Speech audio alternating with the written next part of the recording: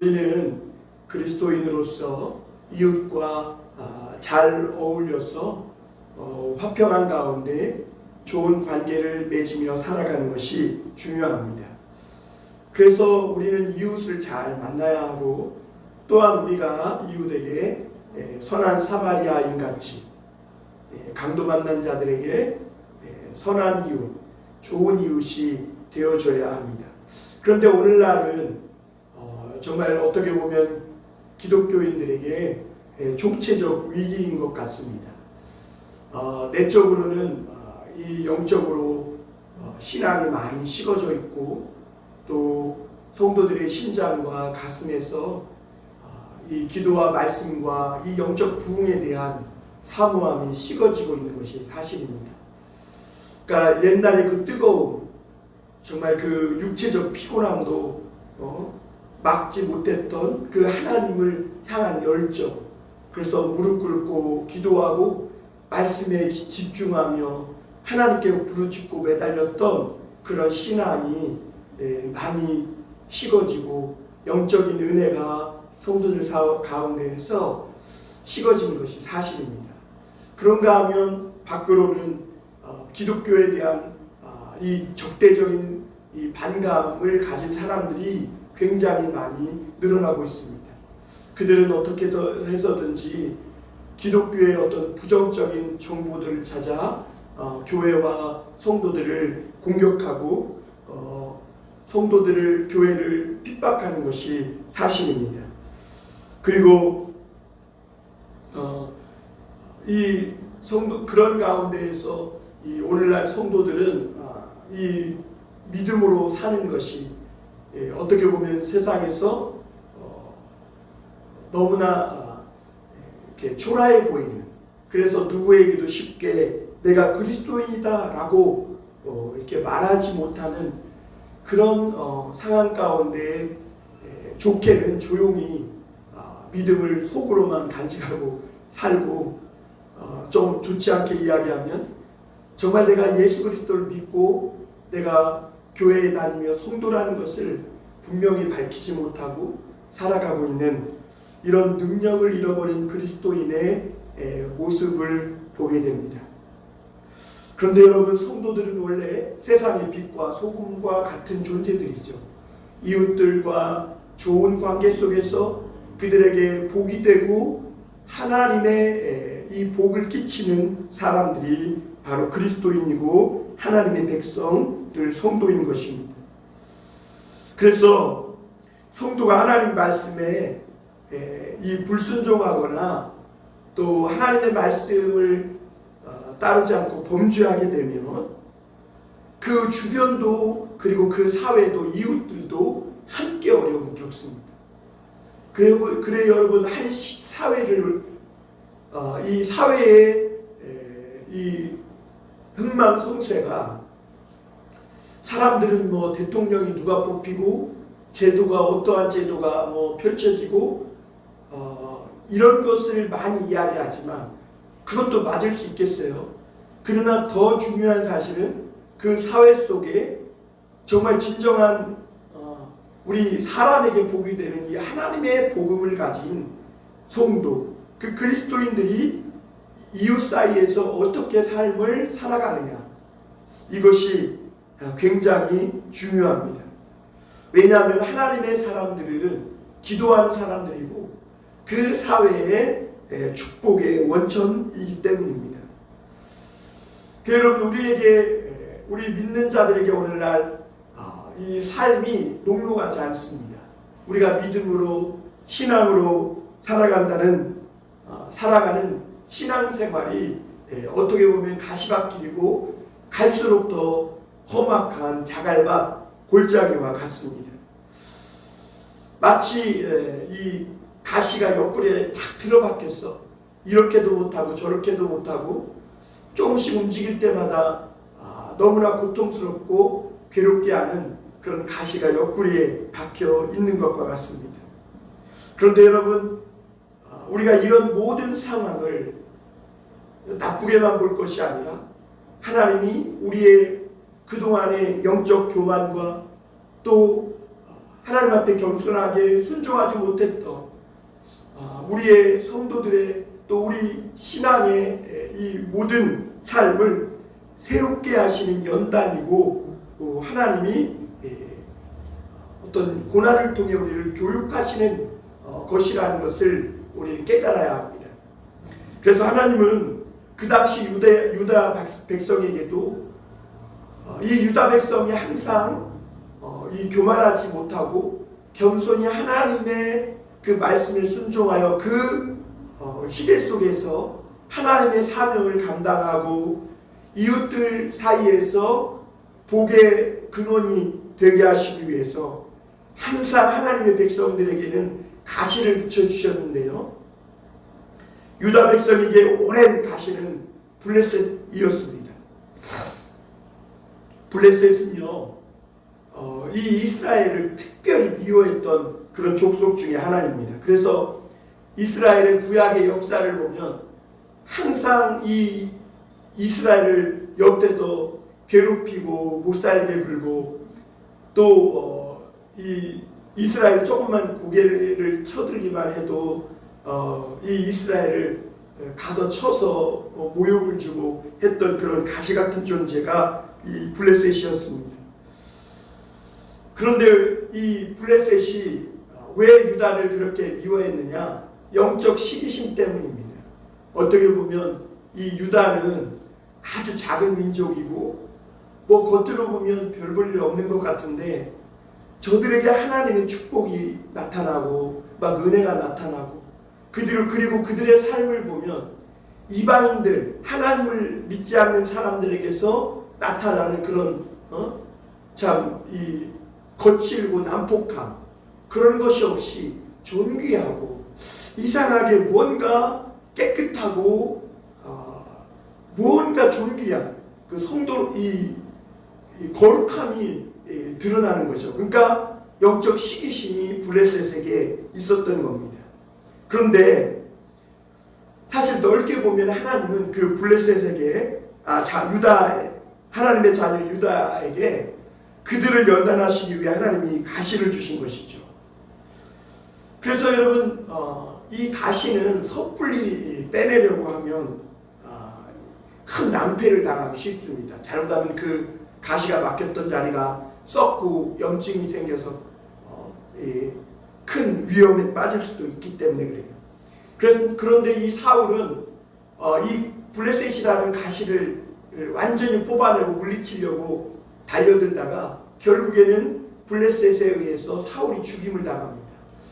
그런데 이 다윗을 보면 다윗은 때로는 블레셋에게 가서 막 종살이도 하는 것 같고 가서 블레셋에게 막 간슬게 다 내놓고 미친 척하며 그렇게 참 생명을 부지하기도 했던 그런 다윗의 모습을 보게 됩니다. 그러나 그 모든 상황을 하나님의 손길이라는 것을 순순히 인정하고 믿음으로 그 모든 이 모욕과 조롱과 수치와 그런 것들을 다 받아내고 견딥니다.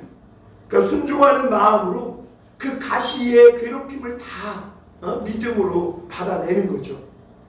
그랬더니 오히려 이상하게 하나님은 이 다윗을 높여주시고 가시와 같이 늘 막 다윗의 옆구리를 찔러서 온몸을 고통스럽게 하고 괴롭게 했던 이 블레셋은 그 다윗 앞에 굴복하게 되는 것을 보게 됩니다.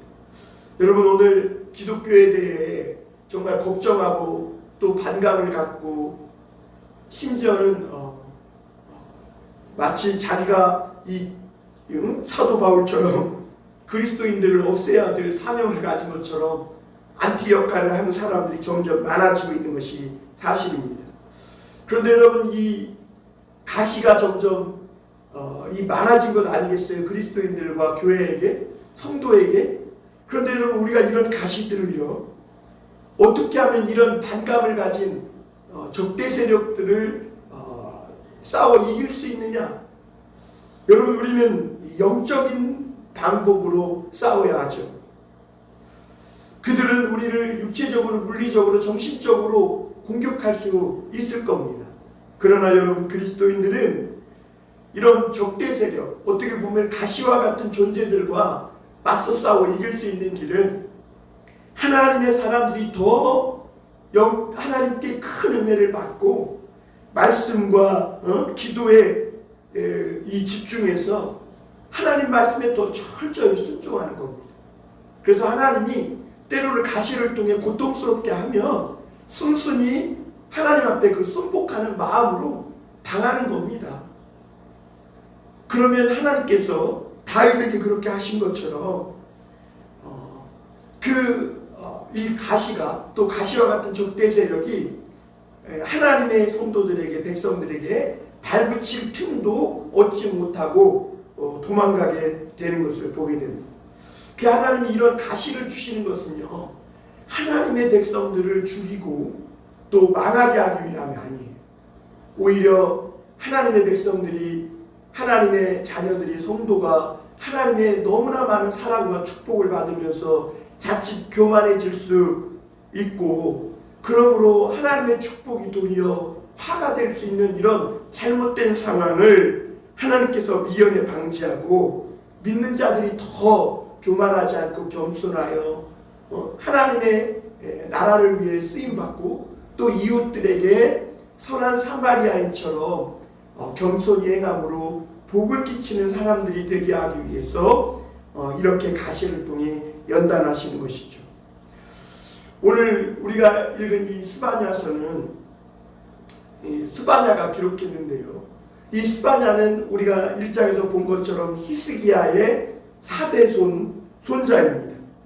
그리고 요시야 왕 때 이 활동한 선지자로서 그 스바냐가 자기가 히스기야의 4대 손이라고 이렇게 대놓고 강조하는 이유가 뭐냐면 자기의 이 신앙적 뿌리가 히스기야의 그 부흥에 있다는 것을 말하기 위함입니다. 여러분, 여러분의 신앙적 뿌리는 어디에 있습니까? 여러분, 물론 이 스바냐가 열심히 말씀을 전하고 어떻게든지 유다의 멸망을 막아보려고 주의 말씀을 불같이 토해내긴 했지만 그 당시 이스라엘 백성들 마음 안에 너무나 우상숭배의 뿌리가 깊이 내려져 있었고, 그리고 하나님의 백성인데 그들에게 그렇게 영적으로 우둔해져 있고 잠자고 있으니까 온갖 죄악들이 다 나타나는 거죠. 막 폭력과 종으로 막 형제를 팔고 짓밟고, 그러니까 세상 사람들보다 더 나쁘게 죄짓고 범죄하는 이런 하나님의 백성들이 된 거죠. 그러나 이 요시야 때 이 스바냐를 통해 한번 나타났던 이 놀라운 부흥이 있었습니다. 이 종교개혁이 있었죠. 그런데 그 부흥이 사실 유다의 멸망을 막지는 못했지만, 그러나 유다가 망해서 바벨론 포로로 잡혀가고 또 바벨론의 포로가 되어서 그곳에서 노예로 살아가는 수많은 이 유다 백성들에게 그들의 마음과 그 믿음을 지켜주는 등불이 되었다고 말씀하고 있습니다. 여러분, 오늘 우리도 그렇죠. 오늘날 되게 믿음을 가지고 이 코로나와 어려운 위기를 극복하고 있는 성도들을 보면요, 다 예전에 그래도 언젠가 하나님이 그 사람에게 주셨던 그 영적인 그 은혜, 성령의 역사, 그 은혜와 감동, 그때 하나님이 살아계셔서 나를 찾아오시고 나에게 주셨던 그 영적 부흥, 그때를 잊지 못해요. 그래서 그때 하나님이 주신 그 부흥을 가지고 그 불을, 믿음의 불을 그래도 지키면서 지금 이 고난의 때, 위기의 때를 버텨내고 있는 것이죠. 여러분, 하나님은 그런 이 하나님한테 주셨던 이 영적 부흥의 은혜를 가지고 그 마음의 등불을 지키며 믿음으로 인내하는 성도들을 반드시 하나님이 회복시키시고 소생시키시는 그런 은혜를 주실 줄 믿습니다. 오늘 첫 번째로 생각해 볼 것은 모압과 암몬의 이 모욕과 회방이 하나님의 백성 유다에게 있었음을 우리가 볼 수 있습니다. 여러분, 이 유다에게 가시가 블레셋만 있는 줄 알았는데 사실 알고 보면 이 유다는 약하고 어떻게 보면 나라도 작은 나라예요. 그런데 그 주변에 이 유다에게 가시노릇한 그런 주변국들이 엄청나게 많았음을 보게 됩니다. 왜 이렇게 가시 역할을 하는 그런 나라들이 많았을까? 앞서 말씀드린 대로 이 유다, 이스라엘은 작고 자기들보다 못한 것 같아요. 능력도 없어요. 그런데 이상하게 저들은 축복을 받고 잘 되고 또 하나님의 기적과 능력이 막 저기에서 나타나는 거죠. 그러니까 주변 나라들이 다 영적으로 시기를 하는 겁니다. 사촌이 땅을 사면 배가 아프다고 그런 것이죠. 여러분, 우리가 하나님을 잘 섬기면서 이웃과 좋은 관계를 유지한다는 것이 정말 쉬운 일은 아닙니다. 왜냐하면 인간에게는 좋지 못한 죄악의 본성이 있어가지고 이 사촌이 땅을 사면 배 아파하는 이런 희한한 시기심과 질투심이 있어요. 성도들이 하나님을 잘 섬기고 믿으면 하나님이 정말 그 믿음대로 축복해 주시고 또 때로는 물론 어려움도 당하지만 이상하게 그 어려움을 성도들은 잘 극복하고 하나님의 결국에는 축복을 끌어내거든요. 그러니까 이웃들이 시기가 나는 겁니다. 그리고 하나님의 백성들은요, 희한하게 술도 안 하고 담배도 안 하고 모든 삶이 깨끗하고 거룩한 그런 어느 정도의 수준을 유지하며 살아가요. 그러니까 자기들과 뭔가 다른 면이 있는 거죠. 그러니까 그런 성도의 존귀한 삶에 대해 잘난 척하고 또 오만하다, 또 자기만 무슨 특별한 사람인 척한다, 이런 공격을 가지고 이 성도들을 괴롭게 하는 모습을 보게 됩니다. 여러분, 그러면 어떻게 우리가 그런 이웃들 사이에서 좋은 관계를 유지하며 맺으며 살아갈 수 있는가? 더 겸손해야 된다는 거죠. 더 낮아지고 더 그들을 섬기는, 이웃을 섬기는 자들이 되어야 한다는 겁니다. 그래서 그리스도인들, 성도들이요, 신앙생활하며 세상 속에서 살아갈 때 이웃의 평가를 무시하지 말아야 합니다.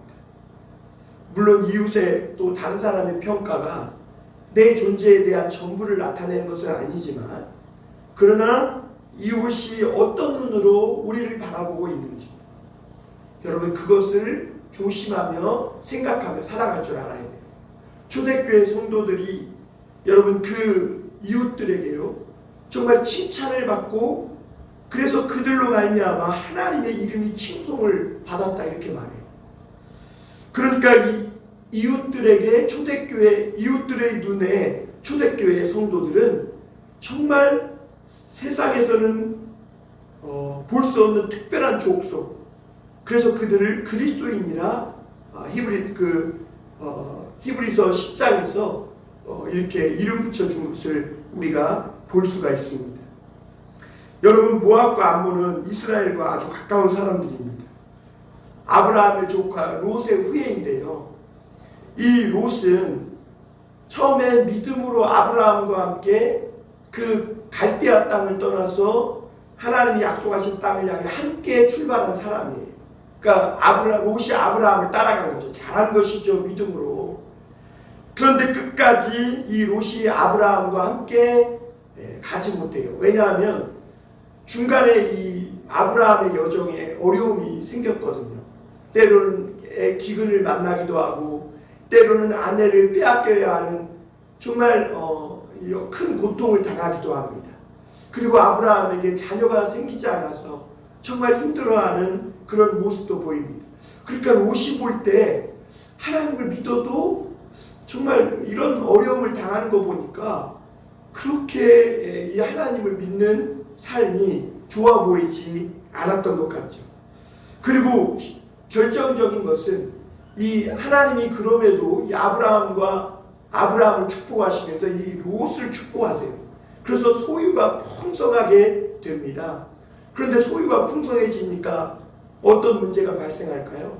목초지, 양의 풀을 뜯길 목초지가 부족해서 서로 다투게 됩니다. 사실 그것은 다툴 일이 아니라 하나님께 감사할 일이죠. 종들이. 그래서 세력 다툼을 하다 보니까 나중에는 이 아브라함과 롯이 갈라지게 되는데, 이 롯이 아브라함보다 먼저 눈에 보이는 목초지를 선택해서 나가는데 그 땅이 소돔과 고모라 땅입니다. 그 당시 소돔과 고모라는 아주 악한 땅이어서 하나님께 심판을 받고 유황불로 망하게 되는데요. 그때 하나님은 거기서 롯의 가정을 구원해 주시는 놀라운 기적을 베풀어 줍니다.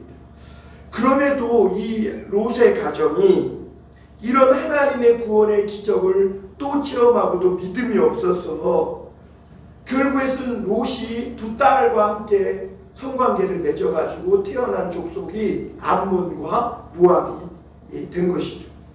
그러니까 사실 이 암몬과 모압은 누구보다도 하나님을 잘 믿을 수 있고 하나님 앞에 순종할 수 있는 살아계신 하나님을 만날 수 있는 좋은 조건을 가진 민족이었습니다. 그런데 이상하게 이 모압과 암몬은 더더욱 하나님께 등을 돌리고 하나님의 백성 이스라엘 자손들을 미워하는 것을 보게 됩니다. 왜 그러냐? 그들이 영적 자존심이 대단했기 때문에. 그러니까 너무 자존심이 센 거예요. 오늘 8절에 보면 내가 모압의 비방과 암몬 자손이 조롱하는 말을 들었나니 그들이 내 백성을 비방하고 자기들의 경계에 대하여 교만하였느니라. 여러분, 모압과 암몬이 이스라엘을 욕하고 회방한 것을 누가 들었다 그래요? 하나님이 들었다는 거예요. 왜 그들이 이렇게 이스라엘을 미워했는가? 여러분, 사실 모압과 암몬은요, 하나님이 어떻게 보면 그들에게 축복해 주셔서 이스라엘보다도 먼저 요단 동편에 아모리 족속을 몰아내고 먼저 자리를 잡고 정착한 족속입니다.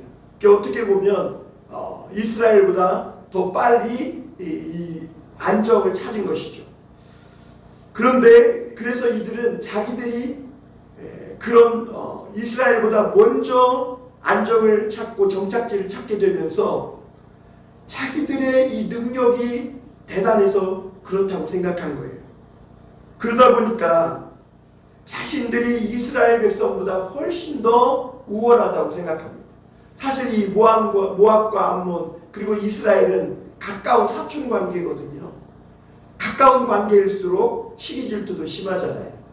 그러니까 자기들이 먼저 이스라엘보다 정착하고 안정을 찾으니까 마치 그 자기 능력과 어떤 탁월함으로 이 모든 성공을 거둔 것처럼 생각하고 교만해져서 이스라엘을 우습게 여긴 것이죠. 그런데 어느 날 보니까 400년이나 애굽에서 종살이하던 이스라엘이 단숨에 가나안 31왕들을 다 물리치고 이 그 넓은 가나안 땅을 다 차지해버립니다. 그러니까 이 모압과 암몬이 어떻게 돼요? 시기가 난 거죠. 그러니까 자기들보다 이스라엘이 더 나은 것이 없는 것 같아요. 그런데 이상하게 하나님의 기적과 능력이 그들에게 나타나서 막 홍해가 갈라지고 광야에서 40년을 살아남더니 요단 땅을 막 마른 땅을 걷고요. 여리고가 무너지고 아이성이 무너지더니 파죽지세로 가나안 땅을 단숨에 정복해버리는 이런 놀라운 기적을 하나님의 축복을 받은 것이죠. 그러니까 이스라엘은 하나님을 믿기에 무언가 다른 면이 다른 능력, 탁월함이 있었던 겁니다. 그러니까 이 모압과 암몬이 시기를 하게 된 거죠. 하나님은 사실 일찍이 아브라함에게 복의 근원이 될 것이라고 축복해 주셨습니다. 그러니까 하나님이 아브라함을 하나님 자신처럼 높여주신 것이죠. 믿음으로 그 안정되고 보장된 삶을 뒤로하고 믿음으로 이 여정을 떠난 이 아브라함은 그 믿음의 여정 속에서 사실 꽃길만 걸은 게 아니라 숱한 고난을 받습니다. 그래서 때로는 아비멜렉에게 무시를 당하기도 하고요. 그 이런저런 애굽 왕이나 여러 세력들에게 고난과 어려움을 겪고 심지어 아내를 빼앗기기도 하는 이런 고난을 당합니다. 그런데 놀라운 사실은 하나님의 성도 아브라함이 이런 고난을 당할 때마다 하나님이 정말 귀히 여겨주셨다는 겁니다. 여러분, 지금도 마찬가지예요. 하나님은 이 믿음을 가지고 안정된 삶, 세상에서 소위 보장된 삶을 뒤로하고 믿음의 여정을 떠나 기꺼이 고난을 받기를 마다하지 않는 성도들의 그 삶을 지금도 귀히 여겨주세요. 그리고 하나님은 그런 고난받은 성도들을 귀히 여겨주며 그들에게 물 한 그릇 대접해주는 그런 이 수고와 헌신을 결코 사랑을 잊지 않겠다고도 말씀하세요. 그런데 이 모압과 암몬이 이스라엘 백성들이 애굽에서 나와서 그 광야를 이렇게 행할 때에, 그래서 가나안 거의 변방에 와서 그곳에서 어떻게 들어가야 될지를 알지 못하고 행할 때에 모압과 암몬이 이 이스라엘 백성을 조롱하고 회방한 거예요. 그래서 특히 그 발람 선지자 이런 선지자들을 데려다가 막 이 이스라엘을 저주하고, 심지어 이스라엘이 이 모압과 암몬 땅으로 지나가면 빨리 하나님의 약속의 땅에 갈 수 있는데 그것을 못 지나가게, 이 땅이 우리 거라고, 자기 힘으로 내가 얻은 거라고 하니까 우리 경계에 대해서 교만하게 행하면서 자기 땅에 팔도 못 붙이게 해요. 이스라엘 백성들은 그 땅을 통과하면서 우리가 물도 먹지 않고 모압과 암몬의 소유에 대해서 조금 더 손해를 끼치지 않겠다, 혹시나 백성들이 물을 마시고 하면 거기에 대한 값을 지불하겠다 하고 통과만 할 수 있게 부탁했지만, 모압과 암몬이 오히려 회방하고 막고 오히려 이 발람 선지자나 이런 사람들을 데려다가 이스라엘 백성들이 가고자 하는 이 믿음의 길을 회방하고 조롱하고, 너같이 그런 헐벗은 노예들이 무슨 가나안 땅을 차지하냐 하면서 이 이스라엘 백성들을 조롱했던 것을 보게 됩니다.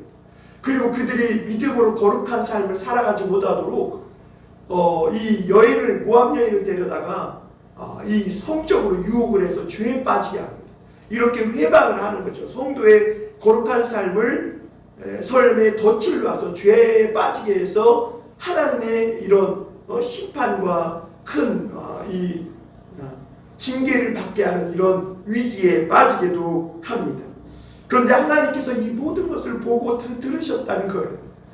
이때 모압과 암몬이 이 모든 일이 자기 뜻대로 되는 것 같았지만 사실은 그 모든 일을 하나님이 보시고 오늘 뭐라고 말씀하세요? 거기에 보면 9절 볼까요? 그러므로 만군의 여호와 이스라엘의 하나님이 말하노라, 내가 나의 삶을 두고 맹세하노니 장차 모압은 소돔 같으며 암몬 자손은 고모라 같을 것이라. 찔레가 나면 소금 구덩이가 되어 영원히 황폐하리니 내 백성의 남은 자들이 그들을 노력하며 나의 남은 백성이 그것을 기업으로 얻을 것이라. 그러니까 이 모압과 암몬이 또 소돔과 고모라 같이 변한다는 거예요.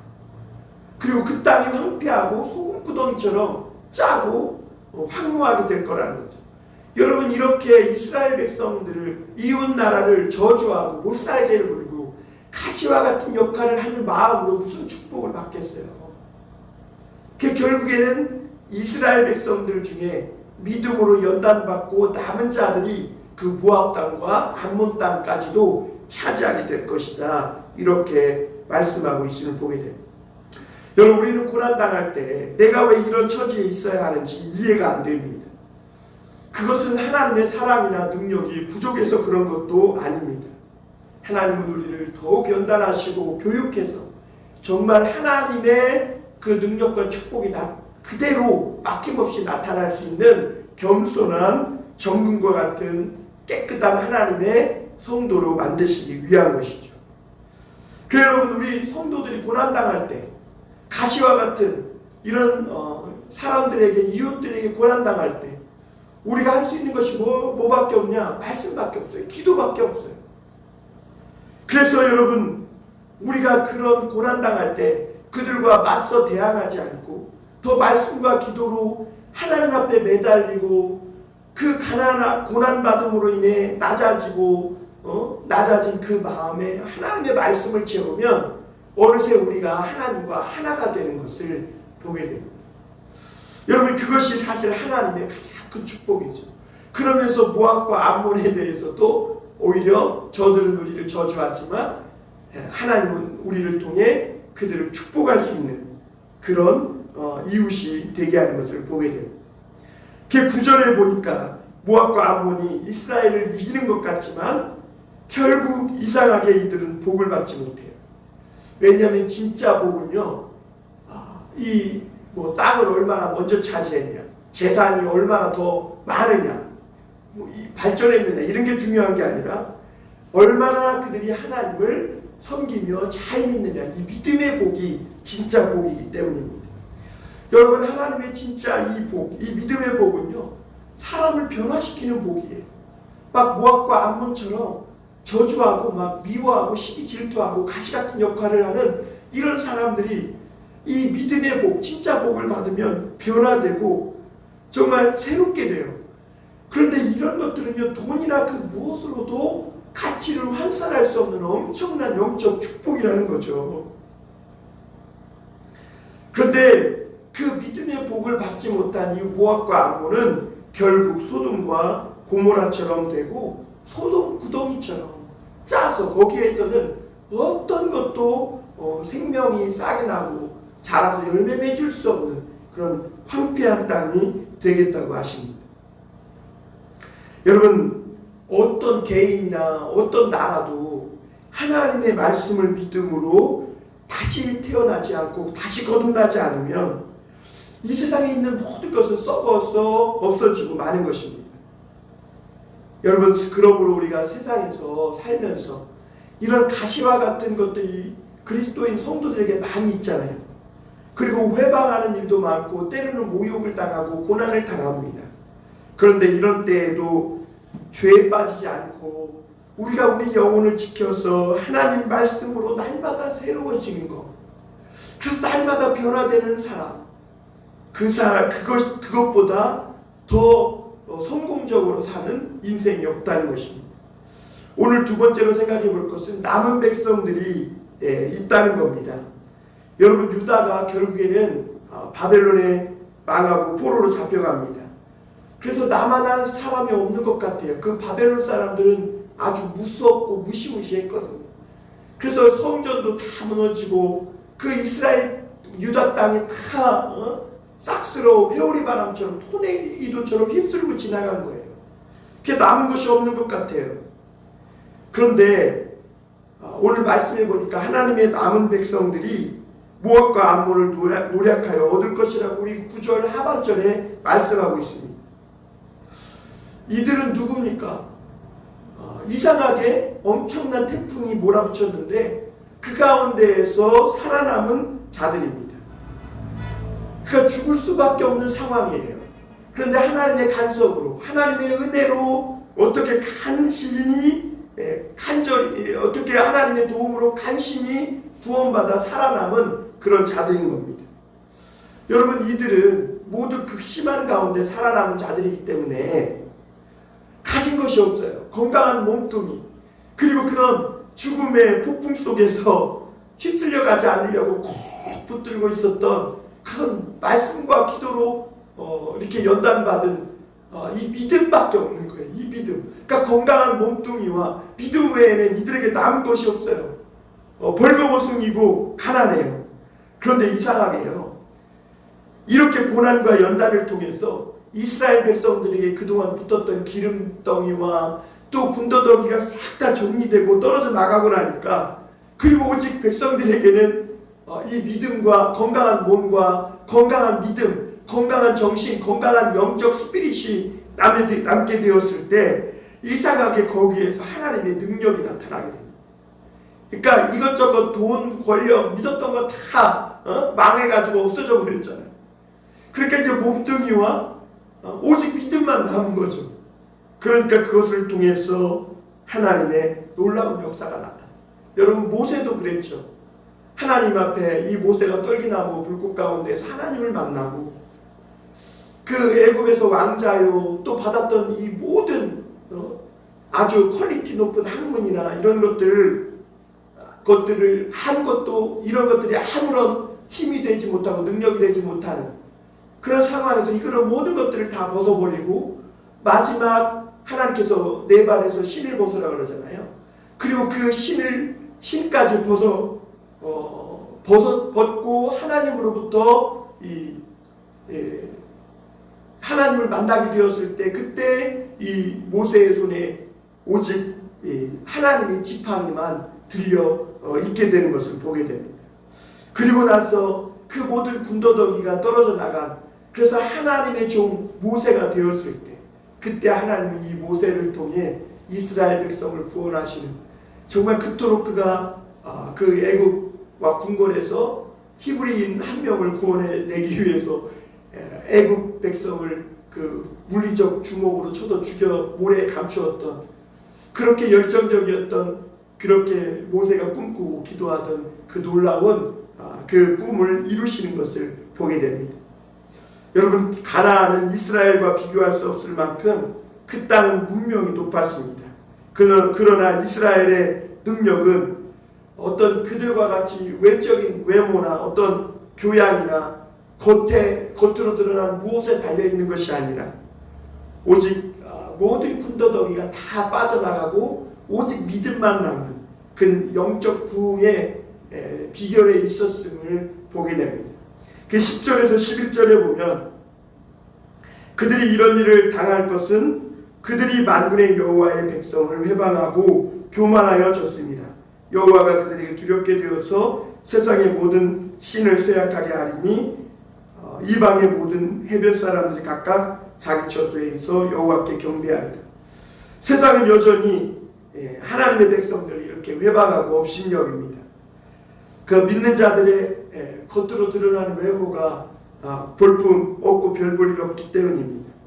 그런데 여러분 그리스도인들이 깨달아야 할 것은 바울의 고백처럼 우리는 이 질그릇 안에 하나님의 보화를 담은 그런 사람들이라는 것, 성도라는 것을 잊지 말아야 합니다. 그래서 여러분 신앙의 껍데기만 보고 그 안에 있는 하나님의 영광을 보지 못한 사람들은요 냉소적이고 비판적일 수밖에 없어요. 모압과 암몬이 인간적으로는 높아져서 스스로 굉장히 교만했는데요. 사실 그들이 그럴 수밖에 없었던 이유가 뭐냐면 하나님의 영광과 능력을 경험해보지 못했기 때문에 그래요. 그런데 오히려 오늘 하나님은 해변에 저 이방에 있는 사람들이 이 하나님의 말씀을 듣고 깨닫고 하나님의 영광과 능력을 체험하고 각각 그 처소에서 하나님께 경배한다는 거죠. 그러니까 예루살렘의 가장 먼 곳에 있는 이방 사람들이지만 하나님의 말씀을 듣고 믿을 때 그곳에서 하나님의 영광과 능력이 체험되는 하나님의 영광과 능력이 나타나는 이런 놀라운 일이 일어나는 거죠. 여러분 이들이 바로 하나님의 남은 자들인 것입니다. 마지막으로 하나 더 말씀을 전하면 변화는 이 세계는 끊임없이 변한다는 겁니다. 오늘 스바냐 당시는 아수르와 애굽이라는 강력한 두 나라의 이 두 축에 의해서 움직여지고 있었는데요. 그리고 그 아수르와 애굽이 이렇게 있다면 그 중심에 가나안이 있었어요. 그러니까 이 가나안 땅, 이스라엘 땅은 당연히 이 양쪽을 연결하는 브릿지 역할을 해주는 그 중심이었고 당연히 이 세계를 움직이는 두 나라의 중심이었기 때문에 세계의 중심지가 되었던 겁니다. 그런데 유다와 이스라엘 백성들이 바벨론에 망했어요. 그러면서 이 세계의 중심이 움직여지기 시작하는 것이죠. 그래서 12절 13절에 보면 한번 볼까요? 구스 사람들아 너희도 대칼에 죽임을 당하리라. 여호와가 북쪽을 향하여 손을 펴서 아수르를 멸하며 니느웨를 황폐하게 하여 사막같이 메마르게 하리니 각종 짐승이 그 가운데 때로 누울 것이며 당아와 고슴도치가 그 기둥 꼭대기에 깃들이고 그것들이 창에서 울 것이며 문턱이 적막하리니 백향목으로 지은 것이 벗겨졌습니다. 이렇게 말합니다. 그러니까 여러분, 구스는 한때 애굽 전체를 지배한 그런 족속이었거든요. 그래서 이집트를 구스라고도 표현하기도 합니다. 그리고 또 하나의 중심지는 아수르예요. 그런데 유다와 예루살렘이 망하는 그 시점에 바로 세계가 변하기 시작합니다. 이제는 애굽과 아수르가 아니라 바벨론, 이 애굽과 아수르를 무너뜨린 바벨론, 그 다음에 이 바벨론을 무너뜨린 페르시아, 그 다음에 이 페르시아를 무너뜨린 마케도니아를 무너뜨린 이 로마, 그러니까 하나의 강대국이 세계를 지배하게 되는 이런 세계가 급변하게 되는 것입니다. 하나님께서 이런 일들을 행하시고 있는 이유가 뭐냐면, 전 세계에 복음을 닫고자 하는, 복음을 전하고자 하는 그 길을 닫고 있는 것이죠. 우리는 하나님의 역사 속에서 예수님의 비유로 따져보자면 포도원의 품꾼 비유에서 나타나는 것처럼 가장 늦게, 그러니까 저녁 5시쯤에 하나님의 포도원에 들어올 수 있도록 은혜를 받은 자들이죠. 여러분, 우리가 오늘도 이 은혜를 잊지 말아야 합니다. 급변하는 세계 속에서, 죽음을 향해 달려가는 이 세계 속에서 하나님이 저와 여러분들을 이 마지막 늦은 시간에 하나님의 은혜 속에 들어오게 하신 것이죠. 여러분, 우리는 어떠한 상황에서도 이 은혜를 잊지 말고 살아야 합니다. 14절에 보면 한때 애굽과 아수르가 정말 모든 물자가 풍부한 강한 나라였습니다. 그런데 어느 날 보니까 그 땅에 사람이 없어지고 짐승이 울고 짐승만 엎드리는 아주 적막한 땅이 되고 마는 것을 볼 수가 있습니다. 하나님의 축복이 사라진 땅, 그 땅은요, 사람이 발붙이지 못하는, 그래서 짐승 소리만이 울려 퍼지는 적막한 땅이 되고 마는 거죠. 그러니까 세계의 중심지가 움직여지고 마는 겁니다. 이 아수르와 애굽이 이 유다와 이스라엘을 괴롭히다가 바벨론에 의해서 망하면서 그 땅도 동시에 함께 망하는 거죠. 그러니까 여러분, 하나님의 백성들이 복을 받아야 그 주변 나라도 축복을 받게 되는 것이죠. 여러분, 세상에서 가장 중요한 곳은 어떤 곳이냐? 예루살렘이 중요하냐? 우리나라 서울이 중요하냐? 청와대가 중요하냐? 국방부가 중요하냐? 이게 아니에요. 중요한 것은 하나님의 백성이 있어서 하나님의 은혜가 임하고 있고 영적 부흥이 일어나고 있는 그 장소, 그래서 하나님의 영광이 나타나고 능력이 나타나는 바로 그곳이 세상에서 중심지이고 가장 중요한 곳이라는 것을 여러분 잊지 말아야 합니다. 하나님의 말씀을 버리고 돈과 인기를 쫓아갔을 때 세계의 중심지였던 이 유다 땅, 이스라엘 땅, 그 땅은 짐승이 깃들인 아주 별 볼 일 없는 땅이 되고 만다는 것이죠. 15절에 보면 애굽과 아수르가 한때 기쁜 성이었다고 말합니다. 그래서 오직 세상에는 자기들밖에 없는 것처럼 막 교만해지고 오만해지고 막 웃음소리를 천박하게 웃으면서 그렇게 자기들의 위용을 뽐내고 자랑하던 그런 성이었어요. 그런데 한순간에 황무해져가지고 그 땅에 짐승들만 엎드리는 곳이 되었다고 말합니다. 여러분, 하나님은 역사의 주관자였어요. 세상이 급변하고 있습니다. 코로나 이후에 어떤 세계가 펼쳐질지 몰라요.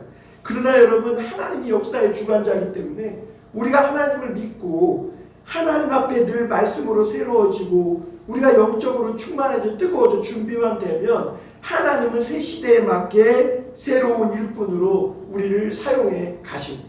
중요한 것은 우리가 항상 하나님 앞에 세상이 우리에게 가시와 같고 적대적이든 어쨌든 늘 하나님 앞에 겸손하게 말씀과 기도로 우리 교회가, 우리 성도들이, 믿는 자들이 날마다 새로워지는 것이 중요합니다.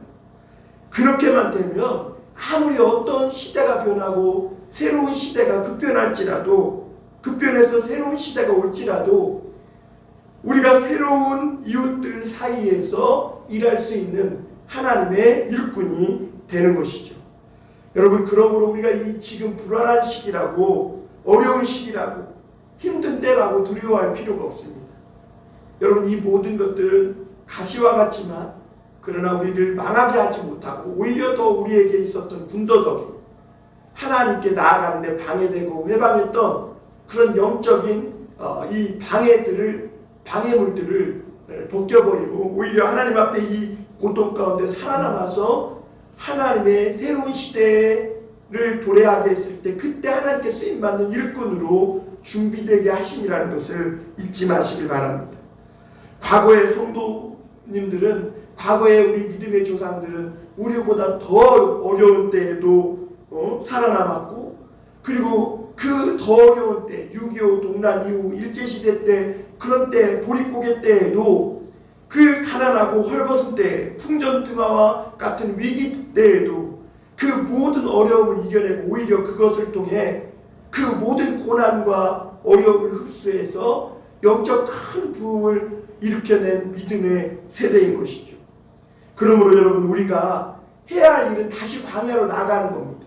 그래서 그 떨기나무에서 모세가 살아계신 하나님을 만나고 그 하나님을 통해 새로운 그 일꾼으로 거듭나서 이 종살이했던 이스라엘 백성들에게 새로운 세계를 향하여 나갈 수 있도록 이끌어내는 그런 주의 종이 되었던 것처럼 오늘 우리도 이 험악한 세상 속에서 떨기나무 불꽃 가운데 아직도 모세를 부르셨던 그 하나님이 우리를 부르시고 계심을 믿고 광야로 나아가 나무 가운데 하나님 살아계신 그 하나님을 우리가 만나야 될 줄 믿습니다. 그래서 여러분, 우리가 하나님의 영광과 능력으로 충만해질 때 이 믿음으로 나아가기만 하면 깨어지고 승리할 수 있게 되는 줄 믿습니다. 사랑하는 성도님들, 오늘도 하나님 앞에 그 고난받은 영적 연단을 통해서 얻은 이 연단받은 믿음을 가지고 나아가면 세상에 아무리 가시가 많고 또 어려움이 많고 풍전등화와 같은 위기일지라도 그 믿음 앞에 다 산산조각 나는 겁니다. 그러므로 두려워 마시고, 오늘 우리에게 정말 필요한 것은 다시 광야에 가서 떨기나무 불꽃 가운데 만난 그 모세가 만난 그 하나님, 살아계신 하나님을 오늘 우리가 더 뜨겁게 만나는 그런 은혜가 필요하다는 것이죠.